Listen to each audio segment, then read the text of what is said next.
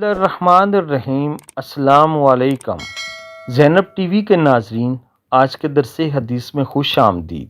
ناظرین کرام، درس حدیث کا موضوع ہے وضو کے بعد کلمہ شہادت پڑھنا۔ رسول اللہ صلی اللہ علیہ وآلہ وسلم نے ارشاد فرمایا، تم میں سے جو اچھی طرح وضو کر کے پھر یہ کہے اشہد ان لا الہ الا اللہ وحدہ لا شریک لہ واشہد ان محمدًا عبدہ ورسولہ، تو اس کے لیے جنت کے 8 دروازے کھول دیے جاتے ہیں، جس دروازے سے چاہے داخل ہو جائے۔ ناظرین کرام، اس حدیث مبارکہ پر بعض لوگ اختلاف کرتے ہیں، لیکن جس شخص کو ایسا کرنا پسند ہو وہ کر سکتا ہے، اور جو اس مسئلے سے اختلاف کرتے ہیں ان کے ساتھ کوئی زبردستی نہیں ہے۔ یقیناً ان کے پاس بھی دلیلیں ہوں گی۔